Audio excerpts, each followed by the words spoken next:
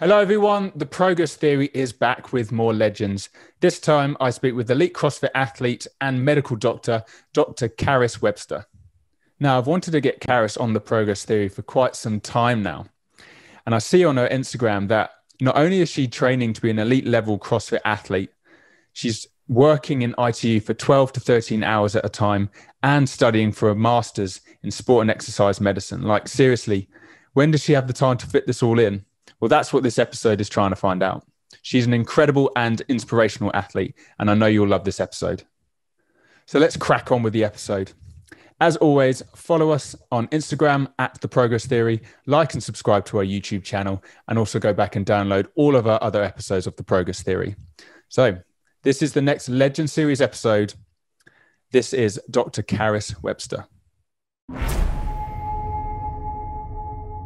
How are you? I'm all right, thank you. Oh, thank you so much for coming on to the podcast. I've followed you on Instagram for quite some time, as I was trying to learn a bit more about CrossFit in the UK.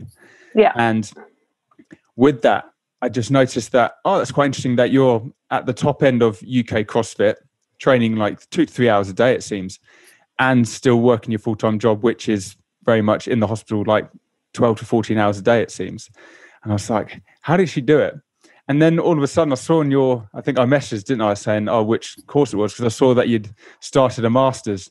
Yeah. Like, how do you must be so good at balancing all of this to fit this all in, because, you're not just busy, you're improving in every aspect. So I was like, how do you do it? So I feel like I've got to get you on this podcast. So I'm working part-time at the moment, so that helps.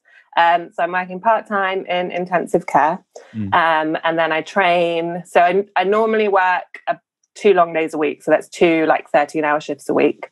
So I don't train on those days. And then I train the other 5 days, double sessions, like you say. And then, I started a master's in September this year. September 2020, because, don't want to get too bored. So, and then I do that kind of in between training. It's part-time masters over 2 years. So, a couple of modules each semester to keep on top of. Where was that again? I couldn't remember the university that you signed up to. It's at Queen Mary, in East London. Mary, okay. What was aside from constantly wanting to challenge yourself and stop getting bored, what was the reason you signed up for the MSc? So my specialty is anesthetics. I've done my anesthetics core training, but I was unsure if I wanted to carry on in anesthetics. Just like, I find some of it really interesting. Like, I really like the physiology side of things. But I'm not sure if sitting in an operating theatre by myself for the next 30 years is really what I want to be doing. So I took a year out to concentrate on, or I took a year working part-time to train more and concentrate on CrossFit. And then during that time, to be honest, I didn't know that sports and exercise medicine existed as a specialty. So during that time, I kind of discovered that was a specialty that you could do. So you can go into NHS training in sports and exercise medicine. So I discovered that and decided that might be something that I was interested in. And I thought the master's would be a good way of kind of making that decision, whether that was actually what I wanted to do kind of long term. So I signed up and I'm really enjoying it so far. So, Cool. And what kind of directions could you take that? Because I'm guessing it's still going to be in line with sort of your work at the hospital. But how can you use that particular knowledge set that you'll get from the masters? What options are there to pursue? Yeah, so my plan, if kind of everything goes to plan, is to apply for the Sports and Exercise Medicine Specialty Training Scheme, which would be starting in 2022. And that's 5 years of registrar training before you then become a consultant. And it's a real mix. It's clinics, it's A&E, there's some work with sports teams. So it's kind of all inclusive and really interesting. So it's a really wide range of of the population that you'll have access to work with. So if you're working with sports teams, athletes, if you're still in the hospital, you could be working with, I'm assuming, like pediatrics all the way up to, or I guess the elderly, but it depends on how active the elderly are. Is that right? Yeah, exactly. And there's quite a big part of it was also to do with health and exercise promotion. So in the NHS at the moment, there's not very much exercise prescription and that kind of things, you know, for early diabetes and kind of metabolic disorders. So there's quite a big focus on that as well, and integrating that with GPs and that kind of thing to try and get that more commonly done in the NHS. Have your time since, you know, really developing in CrossFit, has that led to this passion for exercise physiology and the application of sort of sport and how it can improve health? And that's kind of why I was like, okay, I've done my medical training, but I want to utilize my hobby more into what I'm doing. What made you go down the direction of anesthetics in the first place? And what started the medical career? Yeah, so I mean, I've always been very sporty. Like through school, I was, you know, one of those people. I played every sport, was on every sport team. I did A-level PE. So, and then like played netball through uni.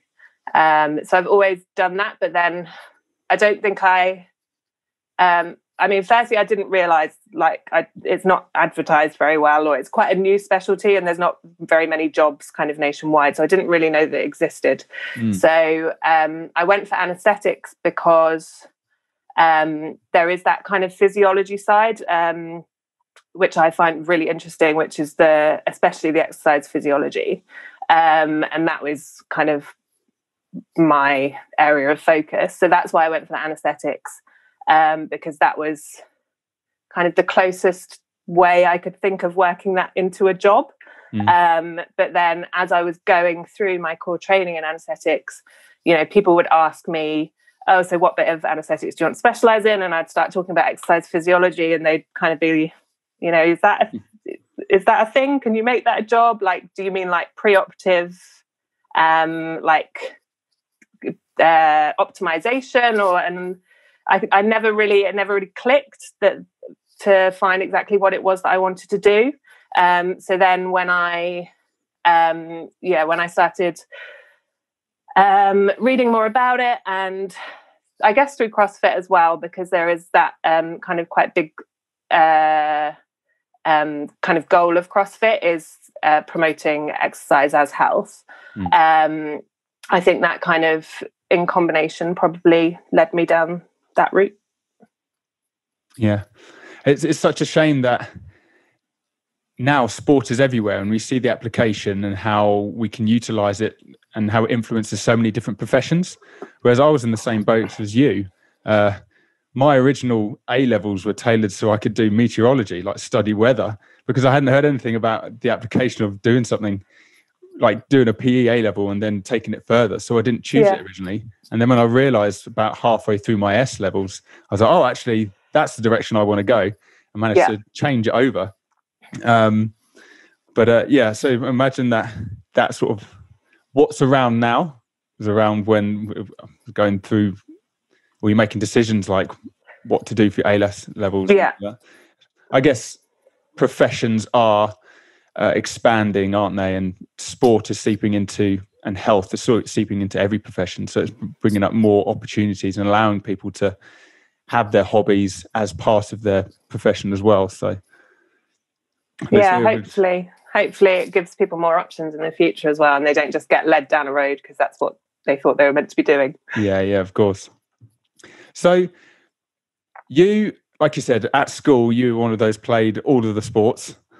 What led you to then start CrossFit?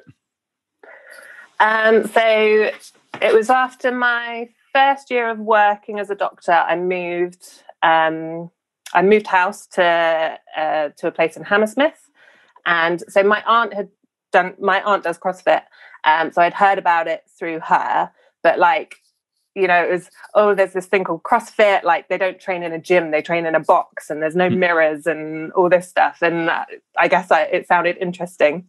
And I'd just been like, I joined a netball club, and I was kind of just doing like HIIT classes in a normal gym. And I was getting a bit bored of that. Wasn't finding it particularly interesting or stimulating. So when I moved house, CrossFit Hammersmith was literally like 3 minutes around the corner from where I lived.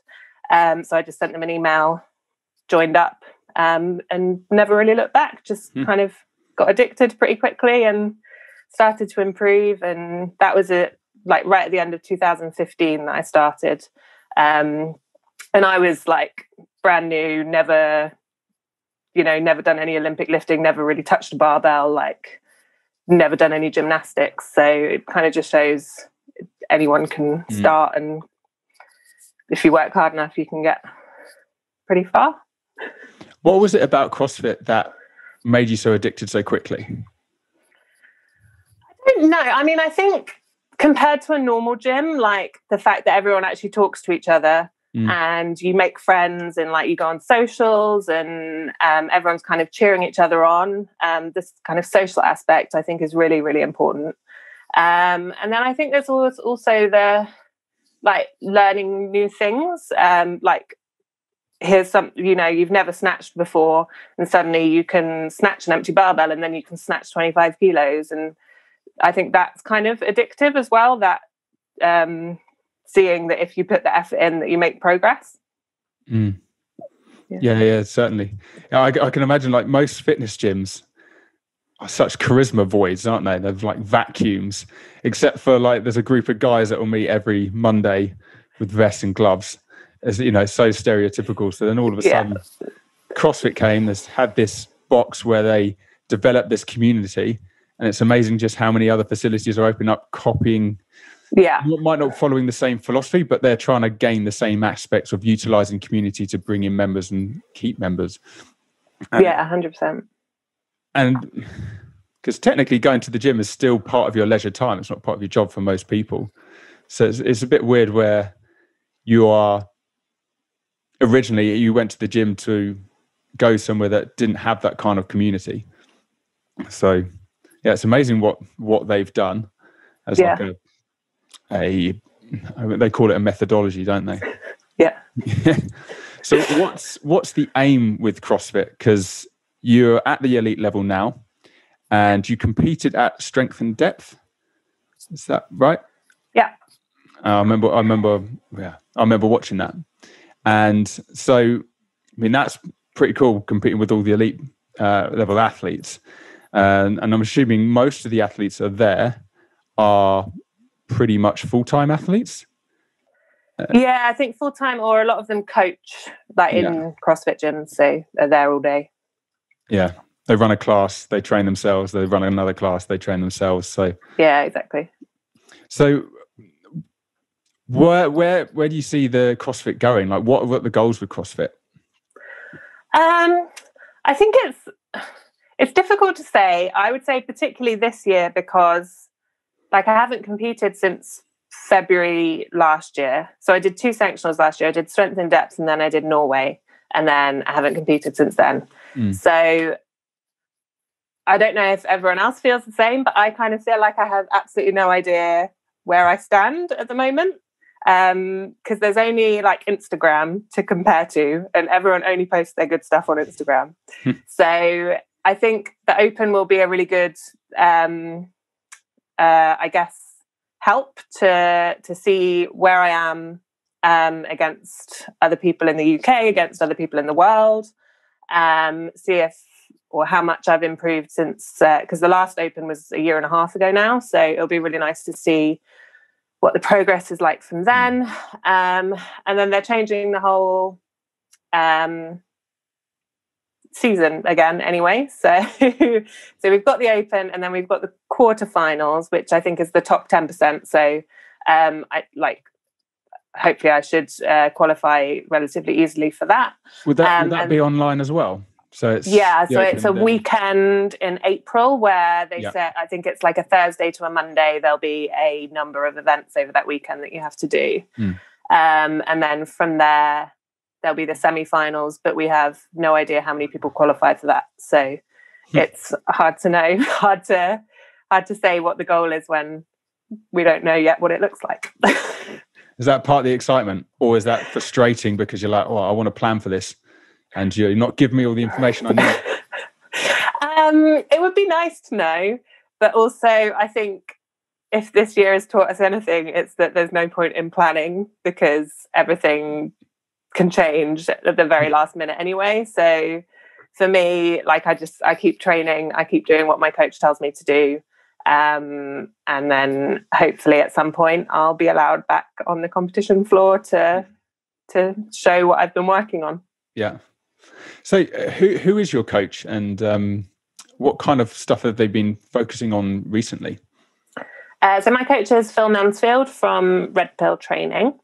And at the moment we are open build, so open prep. So the last we're 6 weeks out now from the open. So probably for the last 6 weeks, we've been slowly building up, and then it'll carry on for the next 6 weeks, and then we'll see where we are. Have they got like their own programming methodology that they use, which is kind of different from other coaches? Because the way I want to describe it is, within CrossFit, a lot of the coaches get quite a lot of slack for, they're just program very generally. No one really truly improves, but there does seem to be several groups of CrossFit coaches who seem to be very good, and whenever an athlete gets involved with them, they really start to improve. You start to notice them on the competition stage, and Red Pill seem to be one of those groups. What do you think about them has made them so successful? So I think Phil and James Dowsey are the two kind of owners of it, and they both have a lot of experience, not just in CrossFit. So Phil's coached cycling, weightlifting. Joust used to play for Man United and works with a lot of footballers. So I think there's that experience, which brings, I think sometimes CrossFit, it kind of shoots itself in the foot by people not acting like professional athletes, and that means that they're not treated like professional athletes. Whereas I think coming from other sports where that professionalism is kind of deeply ingrained, I think that really helps. And it helps with kind of competition prep and like the build up to competition. And then they're also really well known for their biomechanics work. So when you first sign up to start working with them, Phil lives in Denmark. I went to go and stay with him. He did like a few days full biomechanical assessment of how I moved. And then you do like 6 months of just doing lunges. And then, hammering the basics into you. Exactly. Yeah. Really kind of seeing where the weaknesses are. And I think they don't, like, if you're doing a workout and they see something that you're not doing right, they won't tell you to change it. They'll write something into the program which teaches you to change it. And I think that is a really positive way of coaching. Yeah, it sounds very exploratory, and the best way you're going to get retention from an athlete is if they discover it themselves rather than being told. Certainly. So it sounds like a really good method of coaching. It seems to be very successful as well. Yeah. I've improved massively since working with them. So. Yeah. How long have you been working with them? Since just after the first open in 2019. So like a year and a half, nearly 2 years in April. Yeah. How have they found it programming during the lockdown? Because I saw that you set up a gazebo in your garden for quite a bit, and that's the only way you could have got the space to do a lot of the barbell movements, that sort of thing. What kind of changes did they have to make to try and cater for such an extreme circumstance?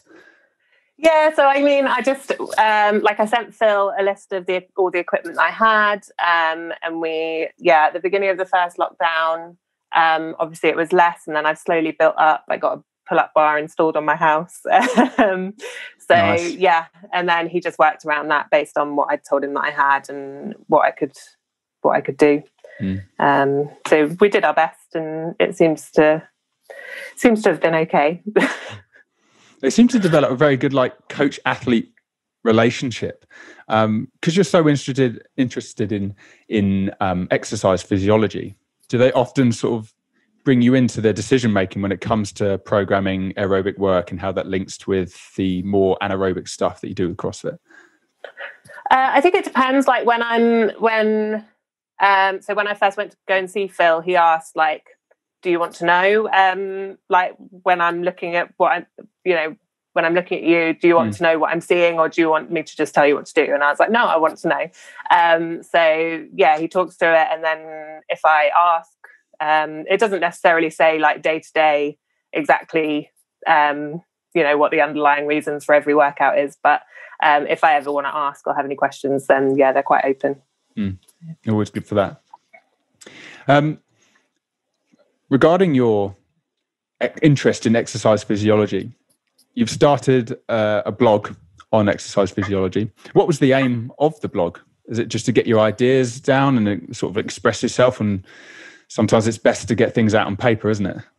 Yeah, to be honest, I just did it to start with out of kind of interest, because my first blog, I think it was about nasal breathing, and I'd just seen a load of people there was kind of a little period of time where everyone was going around doing their warm-ups with like a bit of tape over their mouth, and they looked a bit silly, and I kind of wanted just to see whether there was any actual scientific reasoning behind it. So that's why I did the first one. And then yeah, it's just been topics that I've been interested in. Maybe I've heard about on another podcast and I wanted to do a bit more reading into, or someone's asked me a question about, and I wanted to kind of put my ideas all in one place. So yeah, it's kind of a mix. It's interesting you said about one of the reasons why you chose nasal breathing as your first topic was because you can see certain areas get popular on social media, and then certain accounts get popular, and the way they speak and the certain language that they use gets popular. So yeah, I can really sort of see that. I'm still trying to, I'm a biomechanist, not a physiologist, so I try and understand. I use physiology as like not a hobby, but it's good to have a sound understanding, because physiology comes into play so much with biomechanics. Yeah. And working and trying to understand the popularity around nasal breathing has been quite interesting, because you just see everyone's approaches and you think, how have you interpreted the information's out there? And then you think, okay, well, take a step back. Where did they get the information from? Because there's some great stuff out there. Books, was it Patrick McCowan, his stuff, and Andrew Nestor as well. But you start to think, okay, but they're not the only ones providing information on this. You think, okay, where's everyone getting their information? Yeah. It's quite an interesting. That's why it's quite nice when someone like yourself with a background of exercise physiology, and you write as if you're explaining your ideas rather than saying this is what I think is true. And I think that brings about a really good openness, which helps with understanding, rather than people just sort of like memorizing bits and then passing it on. Yeah, I try to come to things like with quite an open mind and look for the evidence both for and against, because I don't like with something like nasal breathing, there's never going to be it definitely doesn't help, like it's stupid. So I think you do have to, you have to look at things from kind of a balanced point of view and see there must be a reason why people are doing it. So what is that reason? Is it actually a valid reason? Has there been enough research on it to make people use it, basically? So and then it kind of went from there with other topics similar to that. I guess stuff that's either been popular, as you say, on social media, like the one on CBD, and then other things that I'm just interested in. So I think my most recent one was on about overreaching and overtraining, and that was just out of pure interest. No, I think it's really cool. And I've read a few of your posts, and you synthesize research really quite well. I'm sure I saw a recent post by you, I think it was on your story, where someone had taken a systematic review. I think it was in an area of nutrition, and they've either misinterpreted the results or they have deliberately misinterpreted to try and portray a certain message. And I think that can get really dangerous. So it's always good that people are not necessarily calling out, but people have that openness and understanding that actually here is some information that you can take into account. And, you know, it's not telling you what to do, but it's providing some answers and allowing you some knowledge to go look further. I can't remember what that post was. It was, I think the one about, it was a study on adolescent girls with anorexia and what body fat percentage they regained their periods with. And then the post was just saying that if you have a body fat percentage less than this, then you're infertile, basically. But that you had to have a body fat percentage less than that in order to have abs. So it basically just implied that anyone who had abs was infertile, without any kind of reference to what the what the systematic review was actually looking at.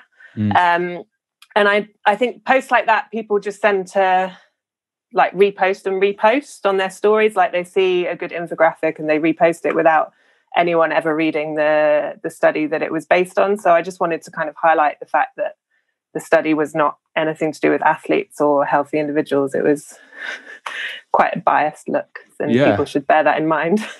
And that's so dangerous. It really is. That's so dangerous. Yeah. Especially because it's so obvious there's so many different factors involved with that particular issue. And having an infographic or at least a bit more of a caption which can explain why there's so many different issues can easily remove the bad message that post had. So it's a shame that that's what they went for, rather than actually let's look at this a little bit more deeply. They went for the quick attention grab. Exactly. If people actually looked into it in more detail and explained like a solid argument, then that's fine and that's fair enough. But it's when people just post the headline that things get difficult. So I put out on social media for questions, anyone that wanted to ask you any questions. And one of the common thing that came up regularly was, how do you manage to balance all of these different things, like your work, your training, and now your masters? And obviously there's going to be some work-life balance there as well. What's your recommendations for anyone that wants to push in a similar way, but feels like, it might get a bit overwhelming? Like, how do you balance it all? I mean, I think like good time management, being really organized is probably the most important thing. For me, like my days when I'm at work, that's just, I'm at work, I don't do anything else. It's 13 hours. Like by the time I get up, have breakfast, go to work, come home, I go straight to bed, and that's my day done. So then I have to take advantage of the days when I'm not at work. So I guess when I'm not at work, like I'm up at 7 o'clock. I'm in the gym by 8:30, and I get my morning training done, and then I do my master's work over lunchtime. So get a good 2-3 hours then of work done if I need to. And then I go back to train in the afternoon, do my afternoon session, and then kind of have my life time in the evening after dinner. So I think it's just about that. It's about having a plan, sticking to it. Like there's no lying until 10 o'clock in the morning and quickly fit it in. Yeah, exactly. You've got your gym bag packed, you've got your food ready, you know what you're doing that day. I think that's probably the most important thing. And just I never question whether I'm going to do that. I just do it. People often ask about motivation. How do you motivate yourself to go to the gym every day? How do you train that much? I don't really think about it like that. I just I've got my training written down and that's what I'm going to do that day. That's just, it's almost like as if you have to go to work, so you're going to go to work. I have to do that training, so I'm going to do that training. Consistency and discipline. That's the ones. Is it quite nice that like you've got your work days, and because you don't have to worry about fitting anything else around them, it's kind of like, okay, move those days out the way. Okay, let me design the rest of the week. And from that, because you've been doing, you've got 2 sessions, morning, afternoon. Okay, there's a space there. You've found a routine, and once you've done it for like a week or 2, it becomes habitual. And then all of a sudden, it's easy to be consistent because it's like you said, well, it's just what I do. Yeah, exactly. I think it's like once you've got that structure, that's what you're going to do. Actually, I think it's harder when you come away from that structure. So like over the Christmas holidays, I was like, I'm going to do all my training in the morning. So then, because my boyfriend was off work, so I was like, and then we can spend the afternoon together, like for this week or whatever. And it just having like being thrown off schedule just for the first couple of days, I was like a bit like, oh, what am I doing? Like, do I have time to fit everything in? Once you've got that schedule and you stick to it, things are easy. It's when things get thrown off plan that it gets a bit more difficult. But yeah. It's like, don't affect my routine. Keep the routine. Yeah. Oh, I know that feeling, that agitated feeling you get when something's just like. One of the questions also commented regarding like how much rest you get based on like how busy your day must be. I'm in bed at 9-10 o'clock, and if I need 7-8 hours, it's easy to get because I just go to the bed at the same time every night. Yeah, I generally don't have a problem with getting to sleep. So I'm in bed 9:30, 10, and then I get up at like 7. So or earlier if I'm working, but 7 on a training day. So I had like during the first wave of COVID, I started struggling with sleep, like just not getting to sleep, but waking up really early in the morning. So that was quite difficult, but then that seems to have improved. It's not so bad this wave. And then obviously the days that I'm working are rest days from training, and then the days that I'm training are like rest days from the psychological stress of being at work. So kind of balances each other out. Yeah, of course. Yeah. One of the other questions that we had was from KLD Crossfit. And they said, do you feel from the lockdown you have lost any strength or engine? And if not, how? So I think everyone sees like how much effort you've put in and the changes that you had to make by training at home during the lockdown, but still see that you're making such good progress. So I think people are curious as to like, wow, how did you do that? And do you perceive it to have been a successful training period despite it being different? Yeah, so I think during the first lockdown, we very much did like a strength cycle. So I was lucky enough, I've got like a barbell and a squat rack, and I've got 150 kilos of weights, which one of my friends very kindly lent to me and then eventually sold to me. So I was really, really lucky in that. We did like a big strength cycle with, because I didn't have a pull-up bar initially as well. So we were doing a lot of strict gymnastics using the squat rack with the bar across as like strict pull-up bar. That was quite nice. I, PB'd back squat and squat clean and all sorts during that time, kind of minimized the kind of CrossFit style WODs. Just because there weren't any competitions to be aiming for, we didn't know when the next thing was going to be, so there wasn't really any point in maintaining that kind of competition fitness side of things during that time. Since I guess we were then aiming towards the Open in October, so started doing a little bit of a ramp up then, and then obviously that got moved, so went back to kind of more general training, and then just recently have been ramping up to the Open again. But no, I think I've been really lucky with the equipment that I have at home, and the fact that I just sent Phil my list of equipment, and he programmed for me as normal. So I was training just as much as normal, with like a few modifications, but no, I don't think I lost any strength particularly. Based on that, like, I sometimes like it when stuff around me starts to take away decisions. So it becomes very easy. You can only control what you can control. No point worrying about controlling the uncontrollables. So it's a similar way, like I focused more on strength during the initial lockdown because that's what I had access to.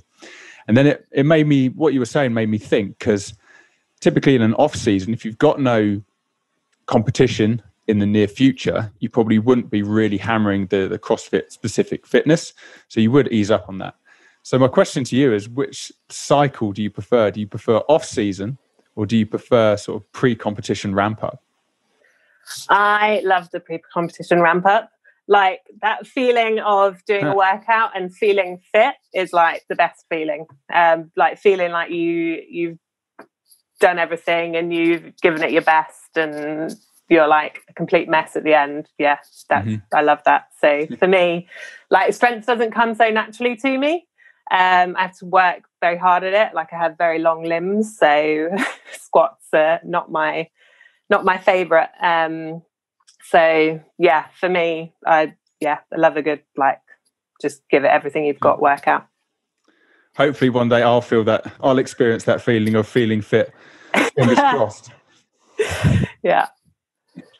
So just to sort of finish up, are there any companies that you're working with that you might want to promote? I know that you're sponsored with CNP, is that right? Yeah, so I've been working with CNP for probably a couple of years now. They are a supplement company. So I don't take a huge amount of supplements. I take like a multivitamin, omega-3 in the morning, creatine and protein. And that's pretty much it, but they cover all those bases. So that's the main one that I work with. And they're a really great company. They're based in Manchester. So have their factory there as well. Yeah. No, that's cool. It's great to have the support of a supplement company when you need quick and easy food to supplement training twice a day, certainly. So yeah, exactly. Is there, if someone wanted to get in contact with you who had any questions around CrossFit or exercise physiology or anything like that, how would they get in contact? The best place is probably on Instagram. I'm at Carys Webster. The kind of ease of having a weird name means that I don't have to add any numbers after it. So just send me a message on there and check my inbox most days. So yeah. Oh, wicked. Cool. Well, I wish you all the best of luck with the upcoming Open. Hopefully all that hard work, especially outside and all sorts, will come to fruition and you get the results. Ease into the semi-finals. And hopefully all fingers crossed. Thanks very much. No problem. Brilliant. Thank you, Carys. Nice to talk to you. And you.